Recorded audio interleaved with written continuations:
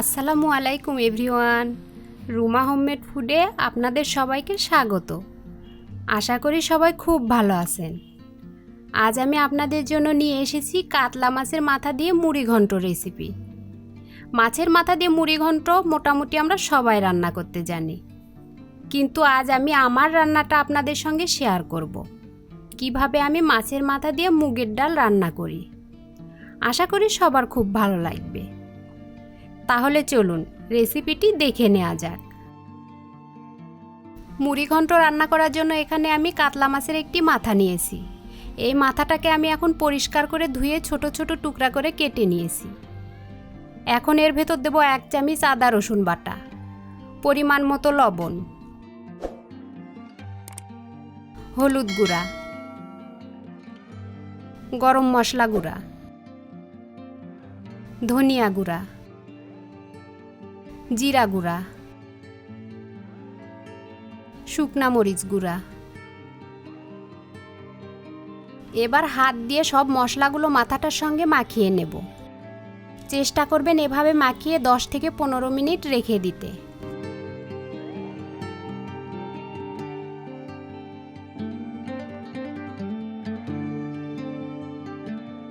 আমার মশলাগুলোর সাথে মাথাটা মাখানো কমপ্লিট। 10 মিনিট পর চুলায় একটি পাতিল বসিয়ে তাতে কিছু পেঁয়াজ কুচি দেব। তারপর পেঁয়াজের পানিটা শুকালে এর ভেতর দেব 3 টেবিল চামচ তেল। এবার এই পেঁয়াজগুলো লালচে কালার করে ভেজে নেব।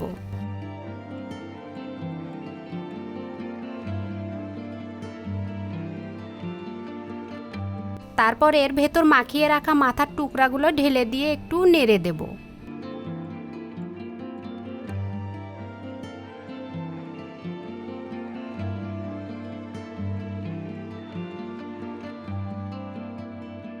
তারপর এই মাথাটা রান্নার জন্য পরিমাণ মতো পানি দেব।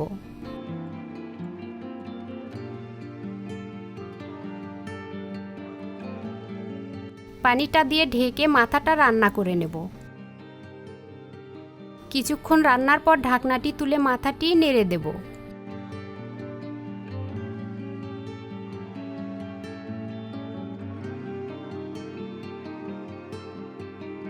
তারপর ঢেকে আবারও কিছুক্ষণ রান্না করব। যারা মাথাটা এভাবে কষিয়ে রান্না করে খেতে পছন্দ করেন না, তারা মাছ ভেজে নেবেন। মাছটা রান্না কমপ্লিট।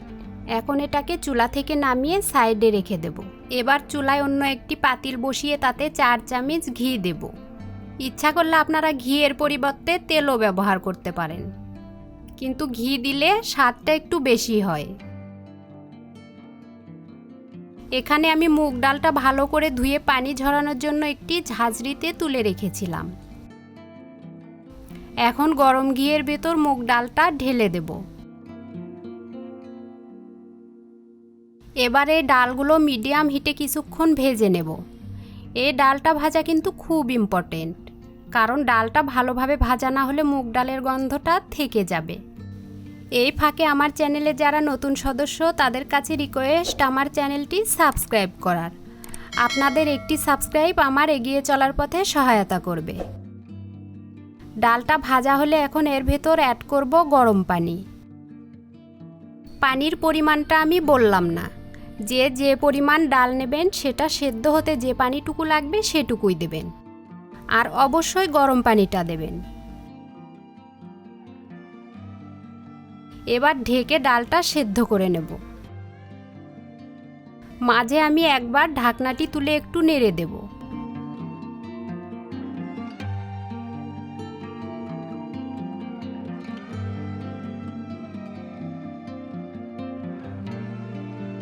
তারপর আবারও ঢেকে রান্না করব।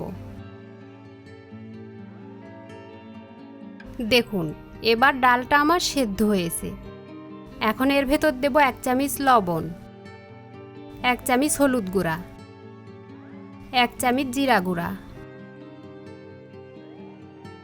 1 চামচ ধনিয়া গুঁড়া, হাফ চামচ গরম মশলার গুঁড়া, 1 চামচ কাঁচা মরিচ বাটা, 1 চামচ আদা রসুন বাটা, এবার নেড়েচেড়ে মশলাগুলো ডালের সঙ্গে মিশিয়ে নেব।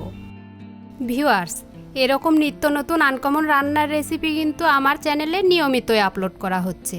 তাই একটি ভিডিও মিস করতে না চাইলে আমার চ্যানেলটি সাবস্ক্রাইব করে পাশে থাকা বেল আইকনটি বাজিয়ে অল করে দিন। তারপর ঢেকে কিছুক্ষণ মিডিয়াম হিটে রান্না করব। এরপর ডালটা নেড়েচেড়ে কিছুক্ষণ কষিয়ে নেব। চেষ্টা করবেন যেন 50% ডাল আধা ভাঙা হয়। ডালটা যখন ভাঙা ভাঙা হবে তখন এর ভেতর দেব কষিয়ে রাখা মাছের মাথা। আমার এই মাছের মাথাটা টাটকা ছিল, এজন্য আমি মাথাটা না ভেজেই কষিয়ে নিয়েছি। যাদের মাছের মাথাটা ফ্রিজে বেশি দিন থাকবে তারা অবশ্যই মাছের মাথাটা ভেজে কষিয়ে নেবেন। এবার মাথাটা দেওয়ার পরও আমি কিছুক্ষণ কষিয়ে নেব। কষানো হলে এর ভেতর কিছুটা ফুটন্ত গরম পানি অ্যাড করব। তারপর ঢেকে কিছুক্ষণ রান্না করব। এভাবে যতক্ষণ না ঝোলটা গাঢ় হয় ততক্ষণ রান্না করব। দেখুন, আমার মুগ ডালের ঝোলটা অনেকটাই গাঢ় হয়েছে। এখন আমি এটাকে চুলা থেকে নামিয়ে ফেলব। এবার চুলায় অন্য একটি পাতিল বসিয়ে 1 মুঠ পেঁয়াজ কুচি দেব। তারপর দেব তেল।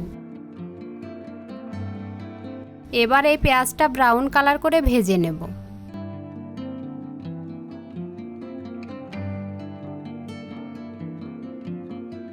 পেঁয়াজটা ব্রাউন কালার হলে এর ভেতর দেব 1 চামচ মতো আস্ত জিরা। জিরাটা দেওয়ার পরও আবার আমি একটু ভেজে নেব। এবার নেড়েচেড়ে দিয়ে এর ভেতর কিছুটা মুগ ডাল ঢেলে সঙ্গে সঙ্গে ঢেকে দেব। এখন বাগার দেওয়া ডালটুকু পাতিলের ডালের সঙ্গে নেড়েচেড়ে মিশিয়ে একটি বাটিতে তুলে নিয়েছি। ডালটা দেখে আপনারা বুঝতে পারছেন কতটা সেদ্ধ হয়েছে। কিছু ডাল ভেঙে গিয়েছে, আবার কিছু ডাল আস্ত রয়েছে। এভাবে মাছের মাথা দিয়ে মুগ ডাল রান্না করলে স্বাদ কিন্তু মাশাআল্লাহ অনেক মজা হয়। আর এই স্বাদটা বুঝতে হলে অবশ্যই আপনাকে একটু কষ্ট করে রান্না করতে হবে, তাহলে বুঝতে পারবেন আসলে এভাবে মাছের মাথা দিয়ে মুগ ডাল রান্না করলে কতটা মজার হয়। আজ তাহলে এখানেই বিদায় নিচ্ছি। অতি শীঘ্রই ফিরবো আপনাদের মাঝে নতুন কোনো রেসিপি নিয়ে। সে পর্যন্ত সবাই ভালো থাকবেন এবং আমার জন্য দোয়া করবেন। আল্লাহ হাফেজ।